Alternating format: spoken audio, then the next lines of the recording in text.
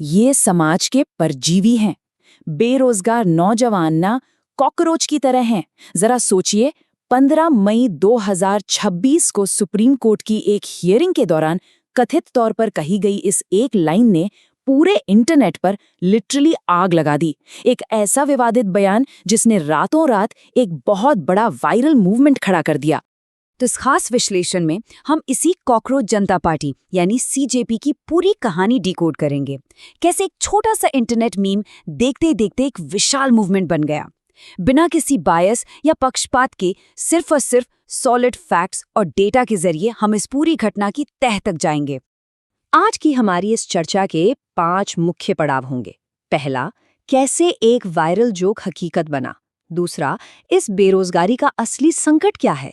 तीसरा, online activism का मायाजाल। चौथा, इतिहास और पुराने मूवमेंट से हमें क्या सीखना चाहिए। और पांचवा, इसका एक अल्टीमेट ठोस सॉल्यूशन। तो चलिए सीधा पहले पॉइंट से शुरू करते हैं। एक वायरल मजाक का सच बनना। कैसे एक कोर्टरूम का बयान एक मूवमेंट में बदल गया। इस पूरी टाइमलाइन को देखिए, ये साफ दिखाता है कि इंटरनेट पे चीजें कितनी तेजी से बदलती हैं। 15 मई को वो सुप्रीम कोर्ट वाला बयान वायरल होता है।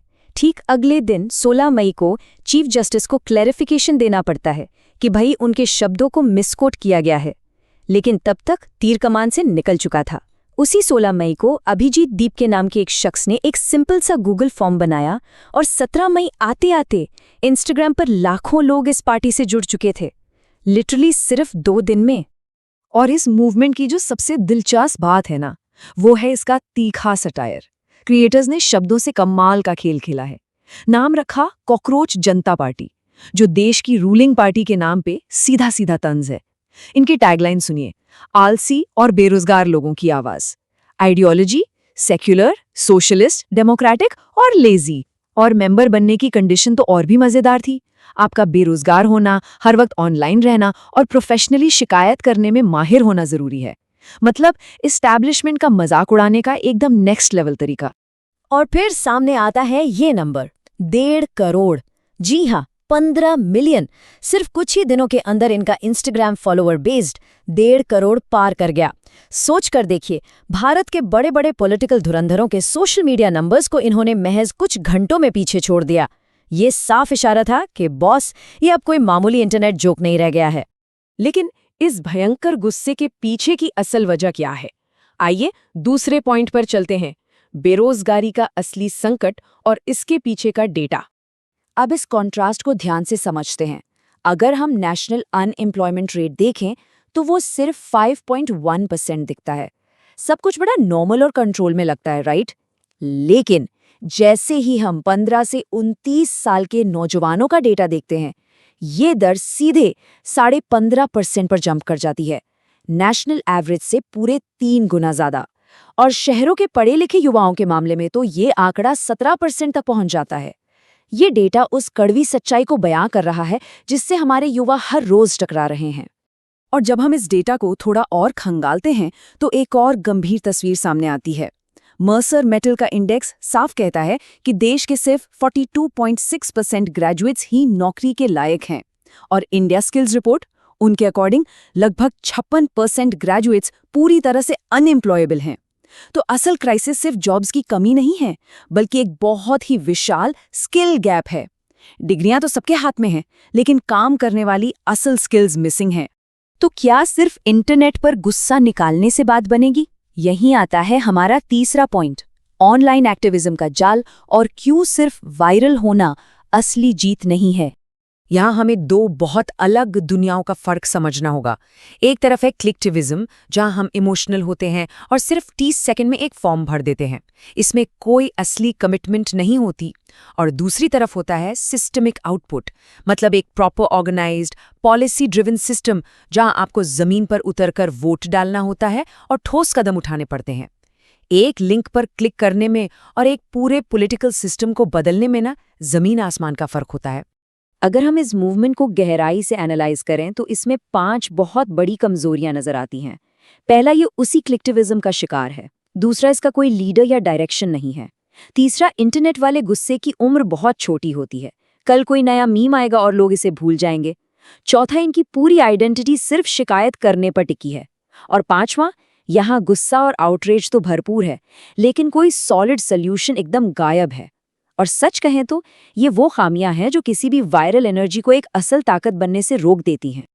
अब चलते हैं चौथे हिस्से पर, पुराने मूवमेंट्स की सीख, क्योंकि ये देखना बहुत जरूरी है कि इतिहास खुद को कैसे दोहराता है। साल 2011 का इंडिया अगेंस्ट करप्शन आंदोलन तो याद होगा। जन लोकपाल की मांग को लेकर लाखों लोग सड़कों पर थे। 2011 में आंदोलन शुरू हुआ, 2012 में पॉलिटिकल पार्टी बनी, 2013 में एक्ट पास हुआ और देश का पहला लोकपाल अपॉइंट होने में 2019 आ गया, पूरे 8 साल। ये टाइमलाइन हमें बहुत साफ तौर पर बताती है कि सबसे सफल आंदोलनों को भी जमीन पर असली नतीजे लाने के लिए सालों के इंस्टीट्यूशनल फॉलोअप की जरूरत पड़ती ही है। इंटरनेशनल लेवल पर अरब स्प्रिंग इसका एक परफेक्ट उदाहरण है। इसे हम अरब स्प्रिंग पैराडॉक्स भी कह सकते हैं। होता क्या है कि सोशल मीडिया के जरिए आप पुराने सिस्टम और सरकारों को तो रातों रात उखाड़ फेंकते हैं, लेकिन बिना किसी मजबूत स्ट्रक्चर के एक नया और स्टेबल सिस्टम बनाना लगभग नामुमकिन हो जाता है। बिना किसी डायरेक्शन वाले मूवमेंट्स अक्सर इसी ट्रैप में फंसकर रह जाते हैं। तो फिर आखिर रास्ता क्या है? यही हमारा पांचवा और आखिरी पॉइंट है, दी अल्टीमेट सोल्यूशन, बदलाव का एक स्थायी फ्रेमवर्क बनाना। इस पूरी उलझन का सबसे असरदार और प्रैक्टिकल सोल्यूशन है साइंटिफिक टेम्पर, यानी वैज्ञानिक दृष्टिकोण। ये कोई नया फैंसी वर्ड नहीं है। हमारे संविधान के आर्टिकल 51A के तहत ये हमारी एक फंडामेंटल ड्यूटी है। इसका सीधा सा मतलब है फैक्ट्स की रिस्पेक्ट करना, इमोशन से ज्यादा सबूतों को अहमियत देना और सिस्टम में सुधार लाने के लिए अथॉरिटी से सही सवाल पूछना।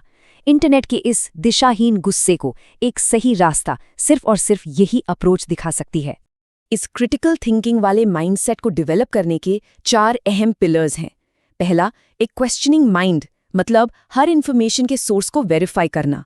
दूसरा, एविडेंस ओवर इमोशन, किसी भी वायरल दावे में बहने से पहले उसे फैक्ट चेक करना।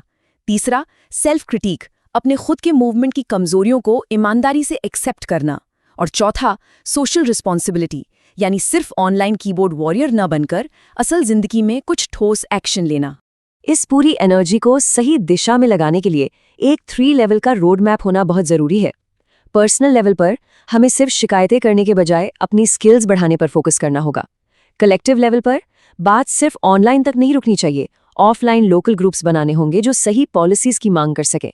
और सिस्टेमिक लेवल पर एजुकेशन रिफॉर्म्स और इंडिपेंडेंट इंस्टीट्यूशंस को मजबूत करने के लिए एक कांस्टेंट दबाव बनाना होगा। तभी इस वायरल एनर्जी का कोई असली फायदा है। देखिए, कॉकरोच जनता पार्टी का जन्म एक बहुत ही असली और ऐतिहासिक गुस्से से हुआ है। और कॉकरोच की सबसे बड़ी खासियत क्या होती है? उसका हर बदतर हालात में सर्वाइव कर जाना। लेकिन क्या सिर्फ सर्वाइव करना या जिंदा रहना ही काफी है? बिना किसी सही दिशा के कोई भी बदलाव मुमकिन नहीं है। तो अंत में एक बहुत बड़ा सवाल हमारे सामने खड़ा है। क्या इस जनरेशन का ये गुस्सा सच में एक नया और मजबूत सिस्टम खड़ा कर पाएगा, या फिर ये भी इंटरनेट की किसी और ट्रेंड की तरह कुछ दिन में हमेशा के लिए गायब हो जाएगा? इस गहरे विश्लेषण में जुड़ने के लिए आपका बहुत बहुत शुक्रिया। मिलते हैं अगले ऐसे ही किसी इन्फॉर्मेटिव सेशन में।